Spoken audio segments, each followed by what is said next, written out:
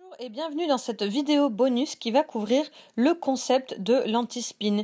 Et oui, l'anti-spin n'est pas une figure, mais un concept qu'on retrouve dans les fleurs par exemple, comme dans ces mouvements-là, où on vient en fait tracer des pétales. On peut les tracer donc en in-spin vers l'intérieur ou en anti-spin vers l'extérieur. Mais ne vous inquiétez pas, je vais vous expliquer tout ça. Donc le principe de l'anti-spin, c'est quand l'éventail il tourne dans une direction, ou est pointé dans une direction, mais que le bras, lui, il va tourner dans l'autre direction, à l'opposé. Là, vous voyez bien que mon bras, il va vers l'arrière. Donc, je pointe devant, je vais tracer les 4 pétales de ma fleur. Ici, sur un côté, en haut, l'autre côté, et en bas. Là, je vais vous montrer, donc, avec le spinning sans arrêt, pour que vous voyez vraiment ici ce tracé, donc des 4 points de ma fleur, des 4 pétales. Mais tout d'abord, on va commencer avec les mains statiques. Donc vous tenez l'éventail paume vers le haut et la pointe de l'éventail qui pointe vers le bas. On tient tout le temps l'éventail. On va le pousser sur le côté en cassant le poignet. Et ce qu'on veut, c'est avoir bien ici notre bras bien droit et la pointe de l'éventail qui pointe bien à l'extrémité. Là, pour monter, on va être obligé de lâcher l'éventail. Donc je le lâche. Et en le récupérant, je vais pouvoir le pointer cette fois-ci vers le haut. La paume est face à l'extérieur. Je relâche l'éventail encore une fois pour la descente et je peux pointer l'éventail de l'autre côté, toujours bras droit, et je redescends l'éventail. Là, mon grip, il est un petit peu bizarre, donc c'est totalement normal. Il suffit juste de retourner le poignet, retour à la position d'origine. Donc on va essayer de les enchaîner un petit peu plus rapidement. Donc je viens pousser à l'extérieur en cassant le poignet. Je laisse l'éventail retomber sur mes doigts, je pousse en haut. Je laisse l'éventail retomber sur mes doigts, je pousse sur le côté. Et ensuite, là, c'est toute la main qui vient redescendre et c'est après être descendu que je regrippe. Donc 1, 2, 3, 4.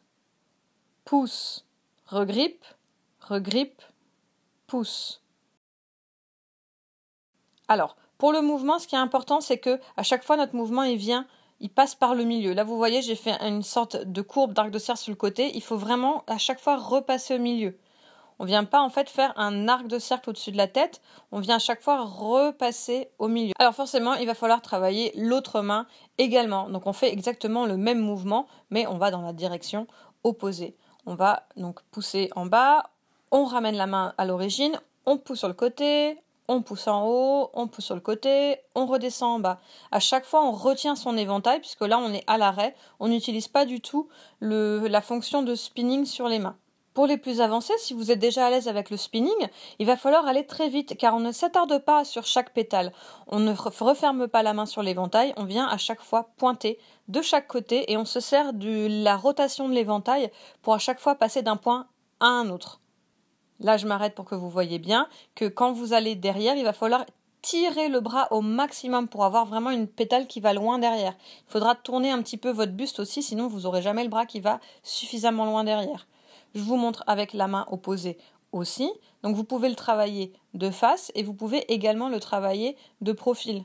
Encore une fois, quand vous êtes de profil, vous avez le droit de tourner les épaules pour venir attraper le point qui est derrière vous. Là, si vous observez bien, vous voyez que mon poignet est complètement cassé, ce qui va permettre en fait à l'éventail d'être le plus parallèle à votre corps possible. Donc devant, je pousse finalement l'éventail devant en flexant mon poignet au maximum. En haut, la même chose, je pousse mon poignet là vers le haut. Derrière, je flexe la main, mais cette fois-ci vers l'intérieur. C'est le même mouvement que quand on est en negative space, mais là, vous êtes sur le côté. Et en bas, je flexe mon poignet aussi. Donc c'est vraiment important ici d'avoir un poignet bien flex, qu'on pousse devant, en haut, derrière et en bas. Et on ajuste en fait l'angle de son poignet par rapport au côté où on est, bien sûr. Et évidemment, comme on a fait tout vers l'avant, et bien voilà, vous voyez que on peut faire également les anti-spins vers l'arrière. Ça veut dire que mon éventail, il va tourner là vers l'extérieur ou vers l'arrière, sauf que mon bras, il fait un cercle vers l'avant. Ouais, ça commence à être un petit peu compliqué. Donc même position des mains, on va pousser l'éventail, là on va essayer de le pousser vers le haut avec le petit doigt. Et on vient faire la courbe sur le côté, la courbe vers le haut et la courbe sur le côté encore et en bas. Donc c'est la même chose. On va pousser l'éventail, on le relâche pour pouvoir le repousser et on descend. Donc ça demande quand même beaucoup de travail et beaucoup de force dans le poignet pour arriver à lever l'éventail. Donc il faut bien le pousser avec le petit doigt et l'arrêter quand il a atteint son point. La mèche, elle passe toujours par l'intérieur. Donc on trace toujours cette espèce de courbe vers l'intérieur quand on relâche l'éventail pour être sûr qu'on va du bon côté, que l'éventail tourne bien dans le sens opposé que votre bras. Je vous fais la démonstration maintenant de l'autre côté.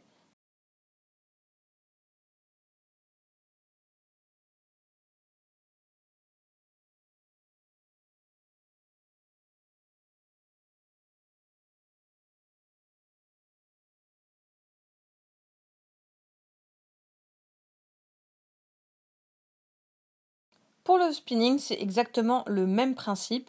Donc mon éventail va vers l'arrière, mon bras fait un cercle vers l'avant. Voilà, c'est fini pour aujourd'hui. Ne vous inquiétez pas, c'est un mouvement qui prend vraiment beaucoup de temps à comprendre et à intégrer dans son corps. Ce que je vous conseille, c'est de travailler en priorité les mouvements d'anti-spin en statique, puisque c'est ceux qu'on va utiliser donc dans des figures et dans des enchaînements pour le prochain tuto. Et puis plus tard, quand vous allez progresser sur le spinning, vous pourrez passer aux anti-spin en spinning.